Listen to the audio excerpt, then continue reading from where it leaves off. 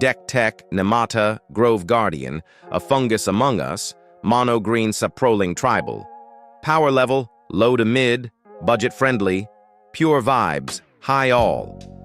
Today I'm sharing a deck that's not about explosive combos or brutal lockdowns. It's about the long game, slow, inevitable, and satisfyingly fungal. This is a mono green Saproling and Fungus tribal deck helmed by Nemata, Grove Guardian, a commander that doesn't just support the tribe, but embodies its core flavor, growing wide, buffing the board, and slowly overtaking the game. The idea: what if your entire board was made of mushrooms? This deck focuses on overlapping spore counters, tokens, and payoffs that feel like they're working in sync, just like a real fungal network. Instead of going all in on efficiency, we lean into old-school thalids and cards that share near-identical effects for redundancy, synergy, and the feeling of planting and growing your board. Key synergies. 1. Spore counters and self-reproduction. Let's talk classic thalid tech. These old-school fungus creatures share an almost ritualistic growth pattern. At the beginning of your upkeep, put a spore counter on this. Remove 3 spore counters. Create a 1/1 Saproling. Having multiple of these on the board turns your turns into little mushroom farming phases. Thalid, Psychotrope Thalid, Savage Thalid, Thalid Germinator, Thalid Shell Dweller, Vitaspore Thalid. Add Allot Ancient to reduce the cost of token creation, and Spore Sour Thalid to double the growth rate. And suddenly, your army sprouts like crazy. 2. Anthems and payoffs.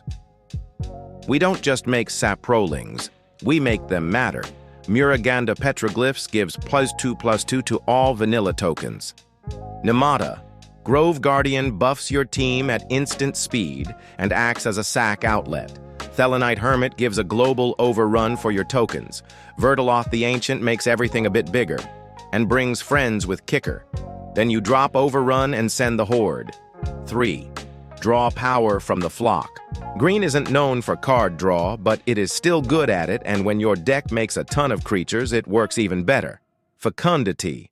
Draw when your stuff dies. Collective Unconscious, draw equal to creatures. Psychotrope, Thalid, sack 3, Saprolings, draw a card. Symmetry Matrix, when small tokens ETB, draw. And proliferating with Park Heights Maverick makes those Thalids even better.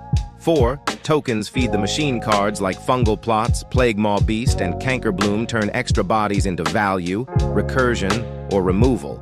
But don't sleep on Song of Freyalize turns your Saprolings into Mana Dorks and Pseudo-Vigilant Tramplers.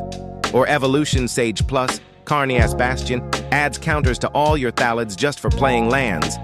What this deck doesn't have, it's not combo heavy. No Crater Hoof, no infinite tokens. It's not competitive. You will lose to decks trying to win fast. But it is fun. Every turn feels like growth. You build, you buff, you bloom, and make your board grow into a giant green forest full of Saprolings. How it wins you, overwhelm with numbers. Buff them once or twice and swing out.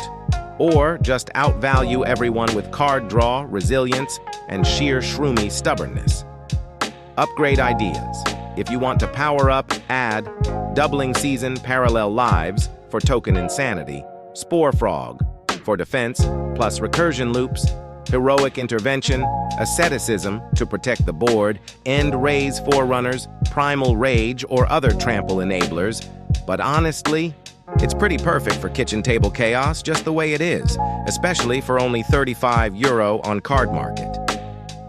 TLDR, a budget-friendly, flavorful, and slow-cooked mono-green fungus deck that rewards patience and presence. Bring it to the table.